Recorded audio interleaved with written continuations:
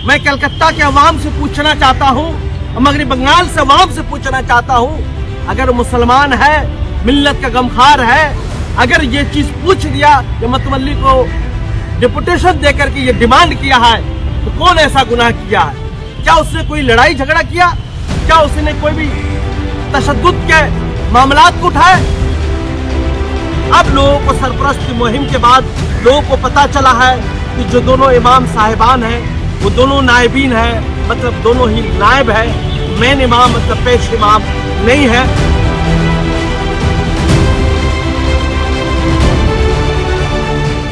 कुछ उनके इर्द गिर्द इस किस्म के लोग हैं, इस किस्म के लोग को वो रखे हुए हैं अपनी तहफ़्फ़ुज़ के लिए, या गैरों को धमकाने के लिए, या गैरों को मारपीट करने के लिए।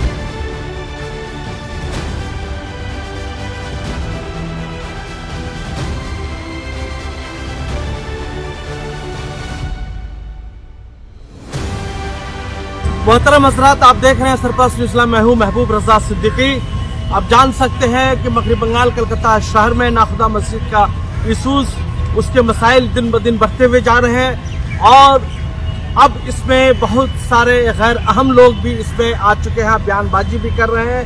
मगर आपको सबसे पहले मैं बताते चलूं कि मनसफ़े इमामत वो अजीम, वो जलील क़द्र ओहदा है जिसकी अज़मत, जिसकी कद्र कीमत जितना भी बयान किया जाए वो कम है। आप जानते हैं इस अजीम मनसब पे वही लोग फाइज हो सकते हैं जो इसके सही मानों में इसके अहल हो और इसके लिए मुनासिब शख्स हो और मुनासिब आलिम फाजिल कारी हो। मगर आप जान सकते हैं जिस तरीक़ा से वक्त गुजर रहा है, नाखुदा मस्जिद के इशूज़ और भी अवामुन्नास के दरमियान बहुत सारे शक व शुबहात पैदा कर रहे हैं। उनको समझ में नहीं आ रहा क्या सही है, क्या गलत है, क्या होनी चाहिए, क्या नहीं होनी चाहिए। और कलकत्ता के अवाम को यह भी पता नहीं था कि मस्जिद नाखुदा में जो इमाम है वो पेश इमाम है या नायबीन है या नायब इमाम है। अब लोगों को सरपरस्त की मुहिम के बाद लोगों को पता चला है कि जो दोनों इमाम साहिबान हैं वो दोनों नायबीन हैं, मतलब दोनों ही नायब है, मेन इमाम मतलब पेश इमाम नहीं है। उनकी तकर्रुरी, उनकी बहाली जो मुतवल्ली ने किया था वो नायब इमाम के तौर पे किया था। मगर आपको कुछ अहम मसाइल और बताते चलूं, अगर आपके अंदर, इमाम साहब के अंदर ईमान की पुख्तगी नहीं होगी, तकवा परहेज़गारी नहीं होगी, ज़हद व इबादत गुजारी नहीं होगी, अगर उनके अंदर ये जो इंसान भी मुर्ग़ मुसल्लम, माल व दौलत, माल गनीमत और इधर उधर के चक्कर में रहेगा तो कहीं ना कहीं उसकी तकवा जाती रहेगी, उसकी इमामत में खलल पहुंचेगा। आज की डेट में वही हाल मस्जिद नाखुदा के नायब मौलाना शफीक साहब का भी है। मैं इसलिए बता दे रहा हूँ, वो कहीं ना कहीं दुनिया की मोहब्बत में इतना गर्क हो चुके हैं, दुनिया की मोहब्बत में इतना सराबोर हो चुके हैं कि उसको कहीं ना कहीं इमामत जो है भीच नजर आने लगी है, दुनिया की फौकियत उसको ज्यादा हो गई है। मैं इसलिए बता रहा हूँ, वो हर वक्त कभी न कभी मस्जिद नाखुदा के सहन में, मस्जिद नाखुदा की चौहद्दी के अंदर में पीसी करते हैं, प्रेस कॉन्फ्रेंस करते हैं और सियासी लोग को बैठा करके करते हैं। ये आप अच्छी तरीके से जानते होंगे। और अहम बात यह है, कुछ उनके इर्द गिर्द इस किस्म के लोग हैं, इस किस्म के लोग को वो रखे हुए हैं अपनी तहफ़्फ़ुज़ के लिए, या गैरों को धमकाने के लिए, या गैरों को मारपीट करने के लिए, ये मुझे पता नहीं है। मगर उसके इर्द गिर्द ऐसे वैसे लोगों का रहना ये गैर मुनासिब है। अगर वो इमाम है, आलिम दीन है, फाजिल है, कारी है, मुफ्ती है, सब कुछ है, तो उनके इर्द गिर्द जो लोग होने चाहिए वो अल्लाह वाले होनी चाहिए, वो सूफी संत होनी चाहिए, और वो लोग जिनके अंदर खुदा की खौफ हो, जिनके अंदर रसूल की अज़मत, रसूल की मोहब्बत हो, वो लोग उनके पास इर्द गिर्द होने चाहिए। और उन लोगों के चेहरे से नूर टपकनी चाहिए था, और वो लोग दीन की बातें करते, इस्लाम की बातें करते, दीन की तबलीग करते, कुरान मजीद की तबलीग करते, हदीस की तबलीग करते, हदीस बयान करते। मगर कहीं ना कहीं लगता है इस किस्म के लोग शायद उनको अच्छा अच्छे नहीं लगते हैं, इसलिए कि ये लोग आप पर भी सवालिया निशान उठा सकते हैं, आप पर भी बातें कर सकते हैं, बहुत सारी बातें कर सकते हैं।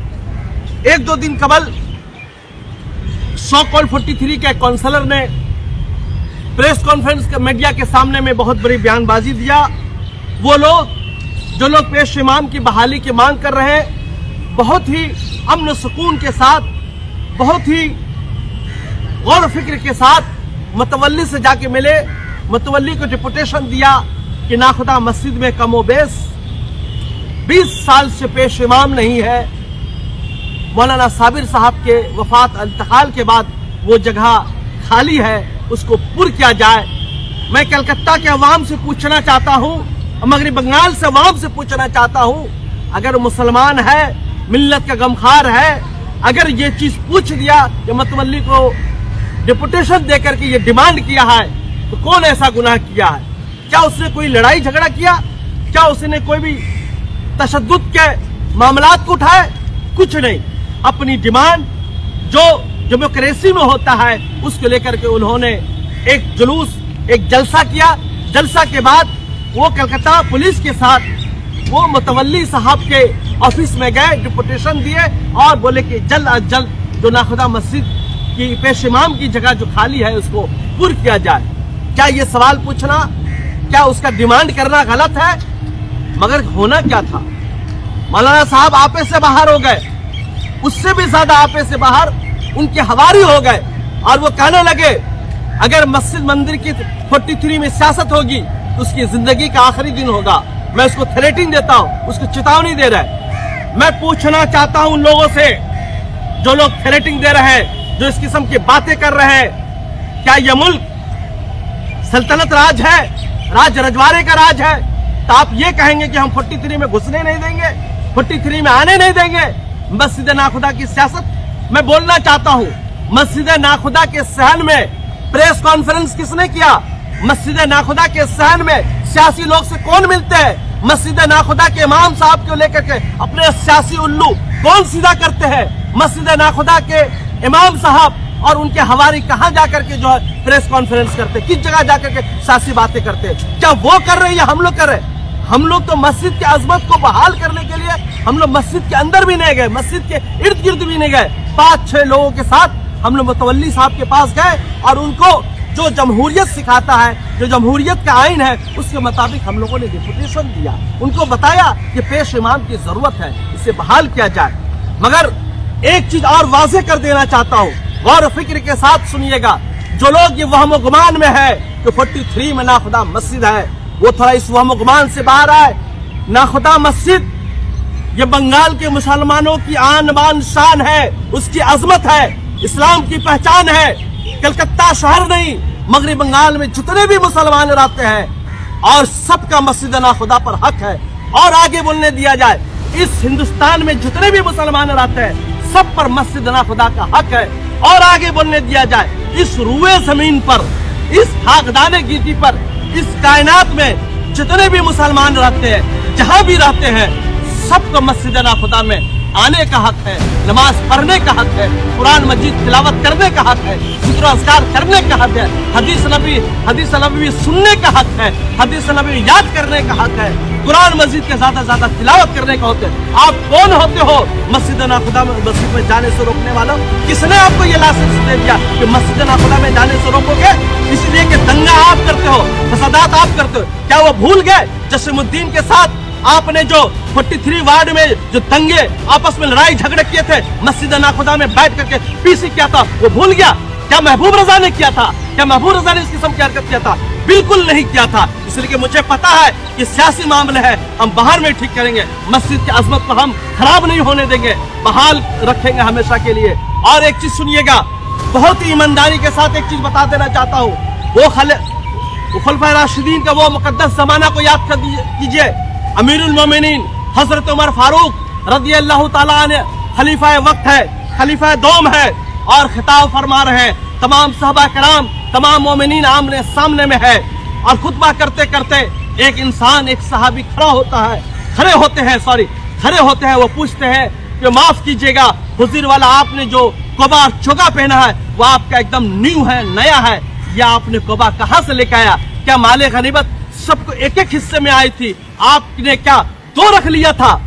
अगर ये आज के इमाम से, मौलाना शफीक जैसे इमाम से अगर वो मसल्ली पूछ लिया होता कि इमाम साहब ये बताइए, आपका फला एरिया में फ्लैट है, आपका फला एरिया में फ्लैट है, आपका फला एरिया में हवेली है, आपका बिहार में करोड़ों का जायदाद है, आपके इधर उधर जायदाद है, मुसलियान के साथ क्या होता आपको पता है कि नहीं?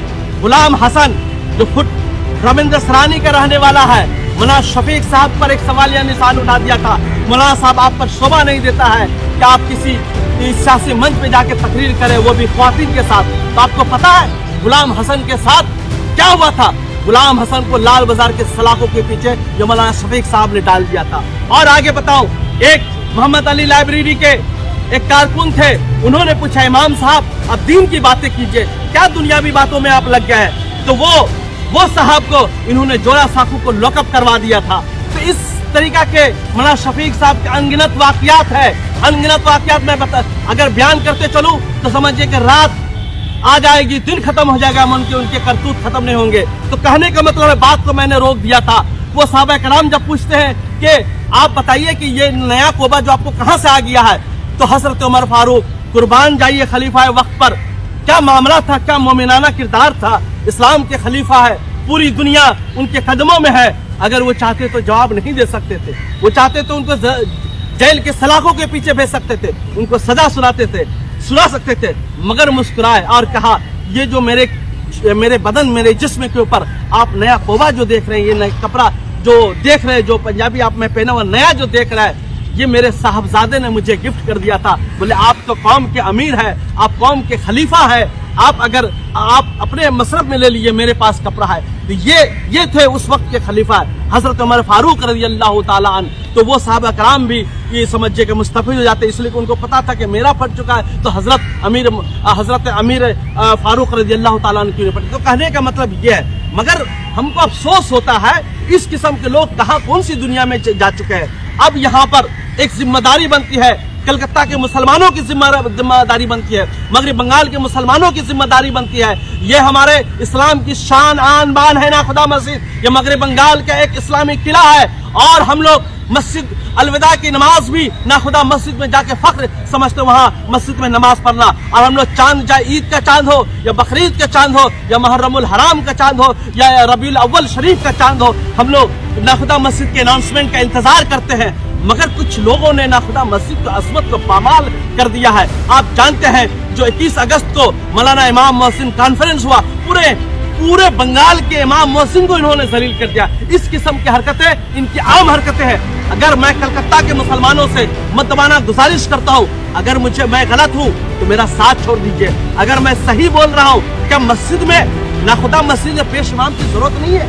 जो कुरान का हाफिज हो, कुरान का मुफस्सिर हो, हदीस का मुहद्दिस हो और जो फिक्र का नॉलेज हो, फकीह हो, अपने वक्त का बड़े फकीह हो, इसलिए कि और अपने वक्त का मुफ्ती हो, इसलिए कि बहुत सारे शरई मसाइल आते हैं, बहुत सारे फिक्री मसाइल आते हैं। और मुफस्सिर कुरान होगा तो कुरान को सही से तफसीर बयान करेंगे। अगर मुहद्दिस होगा और हदीस का जानने वाला होगा तो हदीस को अच्छी तरीके से बयान करेंगे। तो क्या आप नहीं चाहते हैं ज्यादा पढ़ा लिखा इंसान, ज्यादा आलिम दीन, ज्यादा तकवा परहेजगारी रखने वाला नाखुदा मस्जिद के मनसब इमामत पर फाइज हो, जिसको इस्लाम का नॉलेज हो, जो दुनियादारी के लालच में न रहे, जो मालो हिर्स के लालच में न रहे, जो मालो दौलत के लालच में न रहे, जो मुर्ग मुसल्लम के लालच में न रहे, जो अच्छी गाड़ी में बैठने के आदी न हो, जिसके अंदर खुदा की खौफ हो, रसूल की मोहब्बतें हो, तकवा हो, परहेजगारी हो, जिनका चेहरा देखने के बाद नूर टपके और इस्लाम की याद आ जाए, ऐसे शख्स नहीं चाहते कि इमाम वह नाखुदा मस्जिद के इमाम हो। इसलिए कि हम बहुत अफसोस होता है जब ये मौलाना साहब किसी पॉलिटिकल इंसान को किसी काम काज के लिए फोन करते हैं, जब ये मौलाना साहब किसी और भी आले आदि दरान को किसी के काम के लिए फोन करते हैं, तो बहुत सर सन से झुक जाता है। एक आलिम दीन होकर के इस किस्म क्यों करते हैं? थोड़े से पैसे के लिए, थोड़ी सी लालच के लिए कहाँ चले गए हैं। फिर एक चीज बता देना चाहता हूँ, कुछ लोगों ने हम लोग को थ्रेटिंग दिया है मीडिया के चैनल में, उसका नाम इरफान अली ताज है। अगर हमारे किसी भी लोगों पर कोई भी हमला होता है, किसी किस्म की भी कोई भी चीज होती है, इसका जिम्मेदार मौलाना शफीक के साथ इरफान अली ताज भी होगा। और आपको एक चीज बता देना चाहता हूँ, ये इरफान अली ताज तो काउंसलर भी नहीं है, टीएमसी पार्टी ने भी इसको नहीं लिया। कौन सी बात तुम कर रहे हो? कैसी बातें करो, तुम एक आजाद काउंसलर हो, हम लोगों ने तुम्हें जिताया, हम लोगों ने तुम्हें वोट दिया, तुम भूल गए तुम्हारी परमानेंट सल्तनत है, राजा हो, रजवाड़ा हो, क्या हो, 5 साल तुम हो, 5 साल कोई और दूसरा आ जाएगा। इतनी लालच और इतनी समझिए कि ये जो दिमाग है ना, चौथे आसमान पे मत रखो। ये दौलत, ये शोहरत, ये हुकूमत, सारी चीजें आने जानी है। किस खुदा के पास जाके क्या मुंह दिखाओगे? सच तो बोलो, कम से कम ईमान के वास्ते सच तो बोलो। भाई ये दुनिया की बात नहीं, ईमान की बात है। मस्जिद में अच्छे इमाम आएंगे, सबकी नमाजें अच्छे से होगी, नमाज पूरी होगी, मगर कैसे इमाम के चक्कर में आप पड़ गए? जो हुक्का बार की ओपनिंग करता है वो क्लिप हमारे पास है, जो ऑडियो मेरे पास है, जो गाली गलौज देता है, जो मारपीट करता है, वो सारी इनके अंदर खूबियां है। जो गैर इस्लामी जितनी खूबियां है, सारी खूबियां मौलाना शफीक साहब के भी अंदर में है। मैं एक ही चीज चाहता हूं कि हर हालत में पेश इमाम की बहाली होनी चाहिए, वो नायब रहे या ना रहे, इससे मेरा कोई लेना देना नहीं है। ये मुतवल्ली हजरात समझेंगे, जिन हजरात भी हमारे साथ जुड़े हुए हैं उनका बहुत बहुत शुक्रिया। ज्यादा से ज्यादा फॉलो कीजिए, शेयर कीजिए, ताकि नाखुदा मस्जिद का जो पेश इमाम की बहाली का जो इशूज है वो जल्द अज जल्द खत्म हो सके और मस्जिद नाखुदा को, कलकत्ता के मुसलमानों को, मगरबी बंगाल के मुसलमानों को एक अच्छा इमाम, पढ़ा लिखा इमाम और तकवा परहेज़गारी वाला इमाम मिल सके। दीजिए भाई महबूब रसूल कैमरामैन जिसान से। थैंक यू वेरी मच हमारे साथ जुड़ने के लिए, शुक्रिया। Welcome to K-Mall, a premium project by Kaleem Group. K-Mall is in the heart of Kolkata's electronic, garment and lifestyle hub, Khidirpur.